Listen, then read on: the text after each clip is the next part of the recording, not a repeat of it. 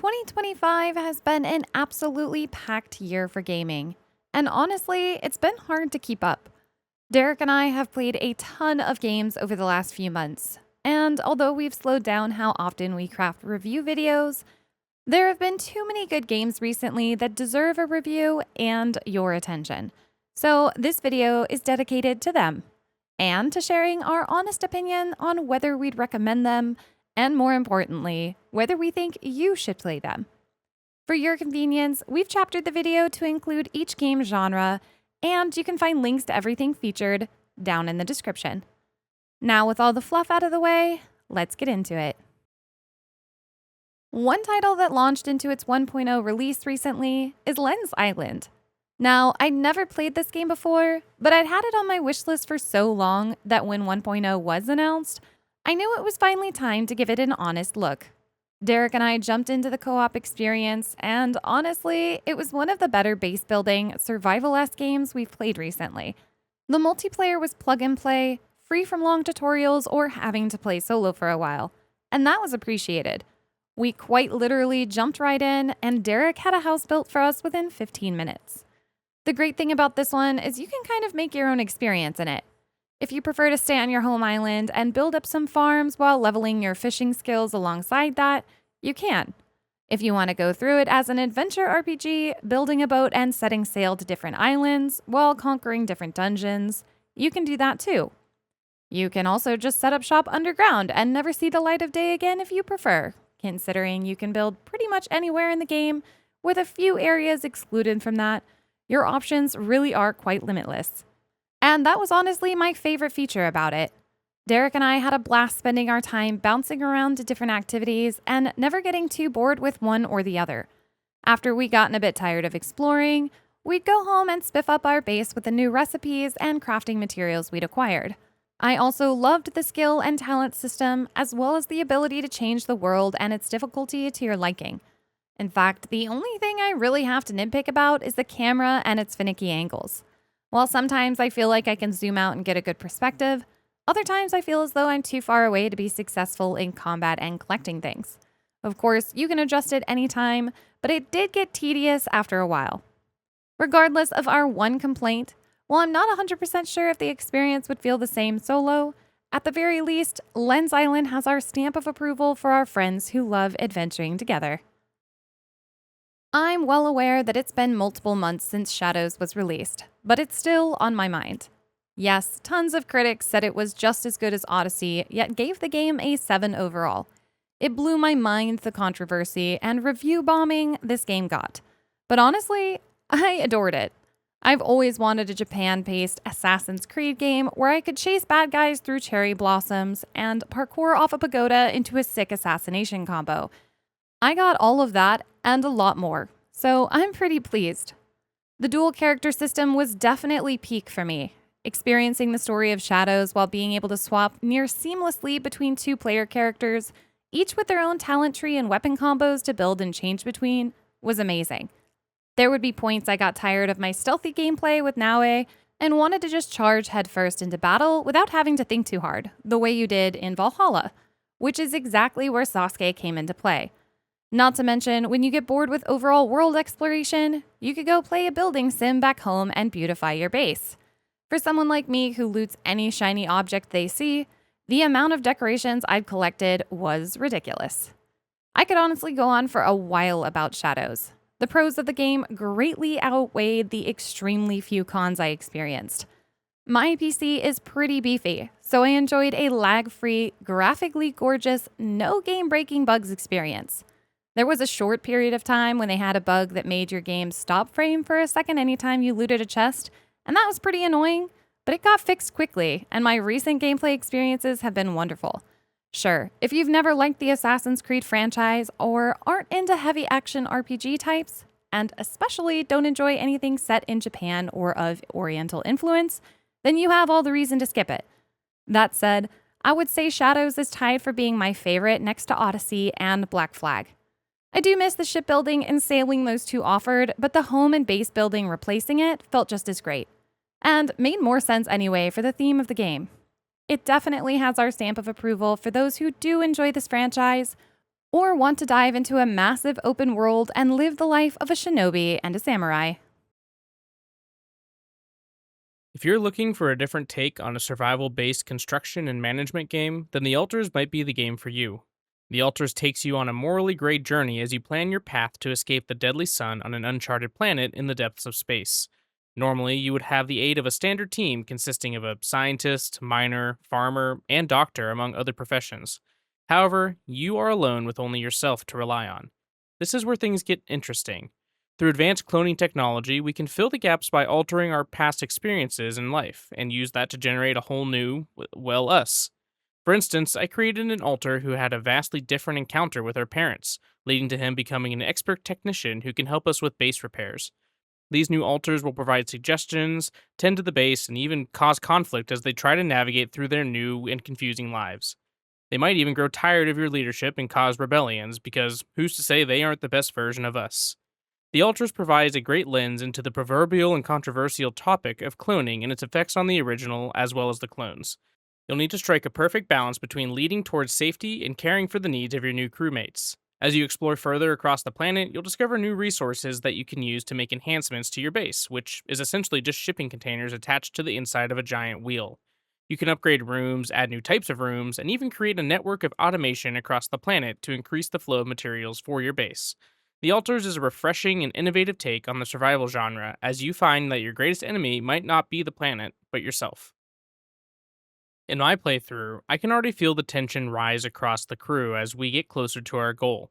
I'm the captain, but I can sense that a few others think that they should be in charge instead of me. I'd recommend this game for anyone who likes to find the most efficient and optimized path to success, but I'd also include anyone out there who wants to experience a great and thought provoking story. 2025 has been the year for co op gaming, and Luma Island is definitely adding to that statement. While I hadn't played the launch version of Luma Island, the free pirate DLC came out recently, and Derek and I had a blast with it. If you've ever played Fantasy Life, then you'll be familiar with how Luma Island approaches its profession system, treating them as standalone jobs that you build up over time. The higher the rank you are, the rarer the resources you'll need, and the further you'll be adventuring throughout the world to find them. While this one caters to those who appreciate a blend of adventure RPG and cozy game, it does offer 3 different difficulties that'll allow you to enjoy it whether you want a passive and peaceful experience or a hardcore spiders eat your face off one. We opted for something in between that, and honestly, it was a proper blast. From finding chests all over the map, to diving into the mines and working your way through the shadows, and then returning home to build up your base and beautify the world around you. We haven't put too many hours into it just yet, but I can already say it's one of the better co-op titles as of late. Of course, I can't speak for the solo player experience, so perhaps if you don't have a buddy and don't enjoy a more top-down adventure game solo, then it's fine to skip it. That said, it does have our stamp of approval. The game has dozens of hours of gameplay and allows you to tackle it all side by side seamlessly without lengthy tutorials. That alone had us buying a second copy for Derek so he could tag along with me, and it was money well spent for sure. Speaking of games I have 100 hours in, honestly, if there was one cozy game that had to win Game of the Year for me in 2025, at least so far, it would have to be Fantasy Life I. Its ability to create the feeling of a single-player MMO is unmatched. And the fact that it rewards my pick up everything you see mind, since loot is pulled from a random pool of items that scale with the zone you're in, well, it was just that well-balanced, entirely rounded-out experience that had me playing long past the end of the game's story.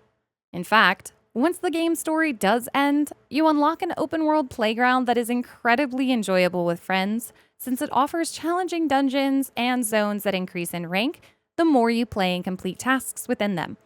Your efforts are only rewarded further by these areas containing special recipes for both items and decorative pieces.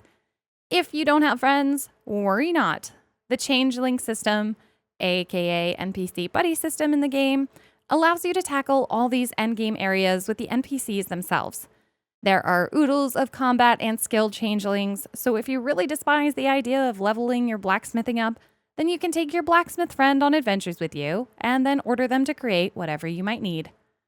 Taking a step back to talk about the other mechanics, Its system of jobs is absolutely addicting. I've nearly reached hero in every job, and I find leveling each job to be rewarding since oftentimes they overlap. Yes, it takes a ton of time to max out each one and complete the quests related to doing so, especially given that some of the resources needed at the higher ranks can be quite rare or harder to find. But somehow I managed to get through the grindiness of all that and, in fact, enjoyed it. Also, the game's base building is equal to Animal Crossing, and the amount of decorative options you have is mind boggling, with more already on the way. Truly, my only complaint is how horrible the locked camera angle is when running around in a few of the zones. If they fix that, I genuinely have zero complaints. There is no way I can't award this game with our stamp of approval. And sure, if this style of game isn't for you, no hard feelings. But those of you who love cozy games and all-around incredible experiences that will keep you playing till hour 150, then don't skip on it. I didn't think I needed a mashup between Breath of the Wild, Shaun White snowboarding, and Hi-Fi Rush, but we ended up getting it anyway, and strangely it works. Star Overdrive effectively answers the question, what if we gave Link a flying snowboard that doubles as a keytar, with which he could use in battle? This snowboard is more than just your standard dune carver. It's equipped with rocket thrusters to launch you through the air, as well as a grav core that acts as its primary energy source. This grav core can also be extracted and utilized to give your character, Bios, unique abilities that he can use to aid his journey to uncover secrets across a mysterious alien planet. You'll find points of interest with cosmetics to apply to your keytar, as well as towers that will launch you into the air. My favorite part is getting to upgrade the keytar by constructing unique parts with materials that you harvest from the vibrant fauna and life on the planet. You can construct new wings, wiring, boards, and more that each offer different stats to your overall combat and travel power.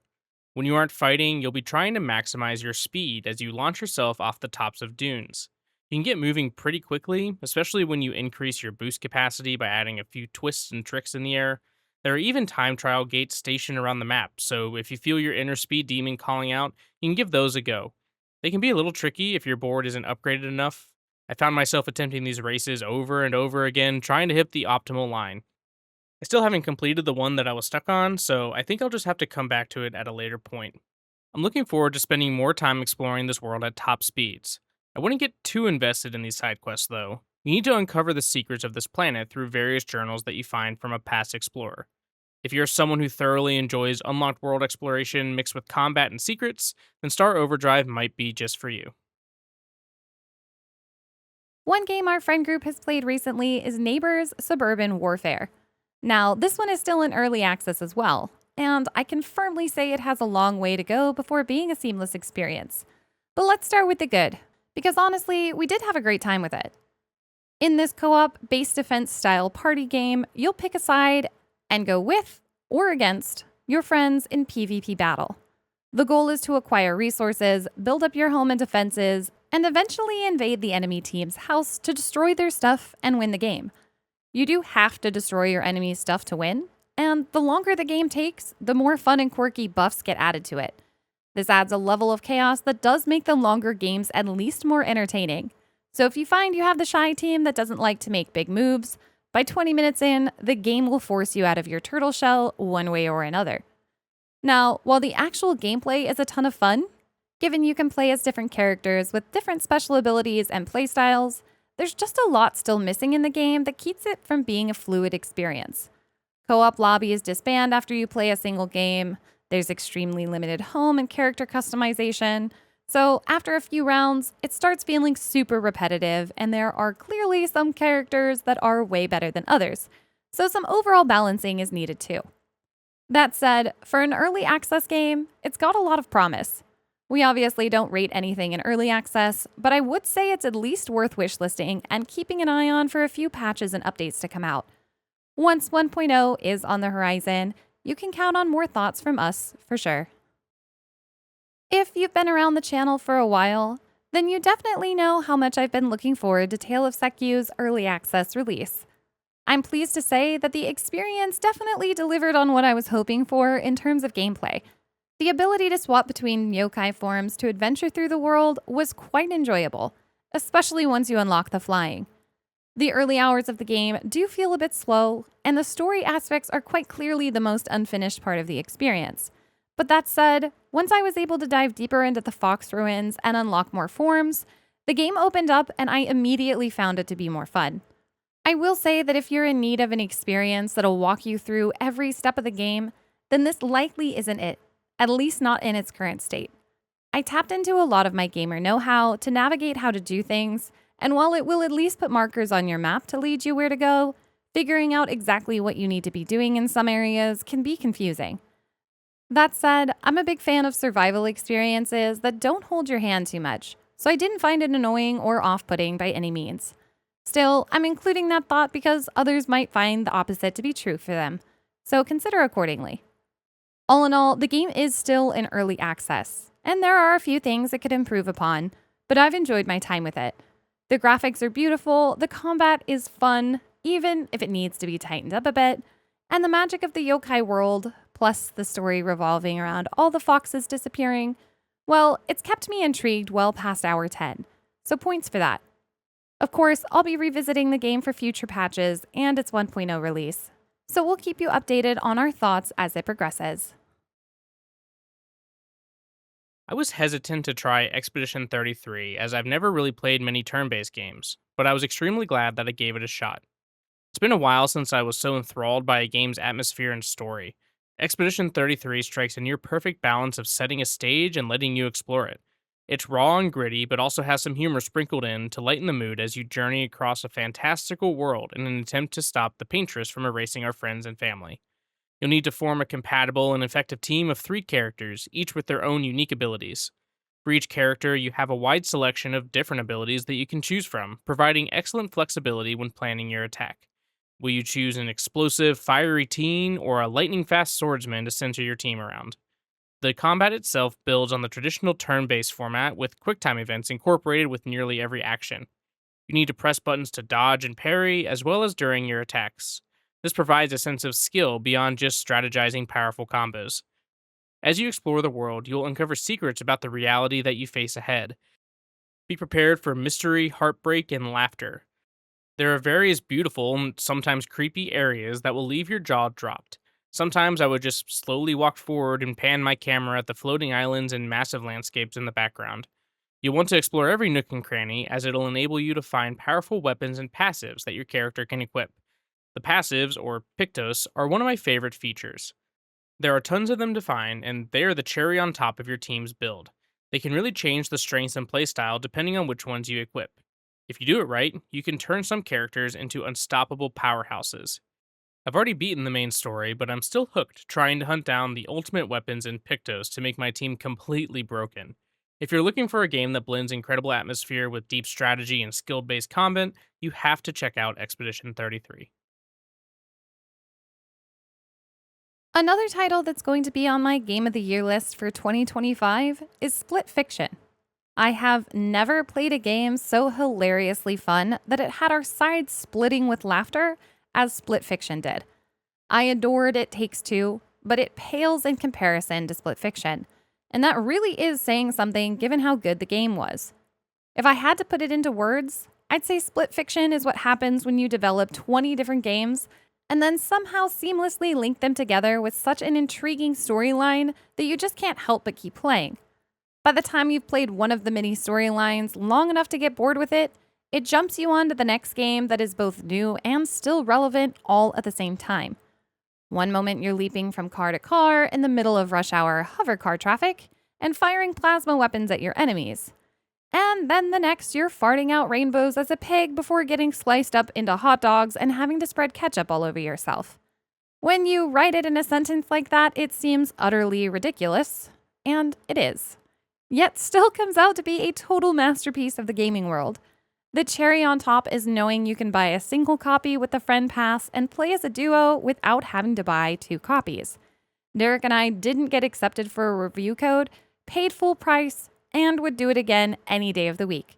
This one earns our firm stamp of approval for any friends who want to have a good laugh and a good game all at the same time. Sadly, you can't play it solo, so for our single-player friends, we understand if you skip it. Another title that was released in recent months, but we weren't able to get a review out for, was Portal Fantasy. This turn based creature collector meets adventure RPG was honestly good fun. I enjoy nearly everything that allows me to collect and battle colorful creatures, and blending it with open world puzzles and exploration that seems purposeful was a great time. The story keeps you traversing around new zones while simultaneously allowing you to collect and improve your team as you go. Also, I particularly enjoyed the fact that other critters that I overcollected and captured had a purpose beyond just sitting in my inventory, since the game allows you to dismantle them and use the resources earned to upgrade your other creatures.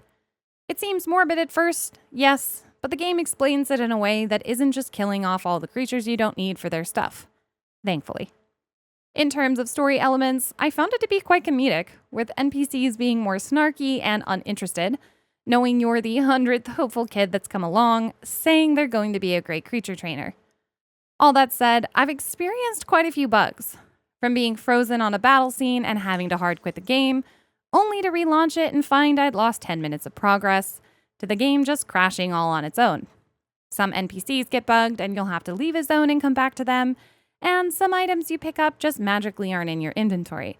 It was one of the buggier experiences I've had lately, so while I want to offer this one a stamp of approval, I'm only awarding it my neutral stamp, as I don't see the devs pushing out many updates to address a lot of the issues experienced by players.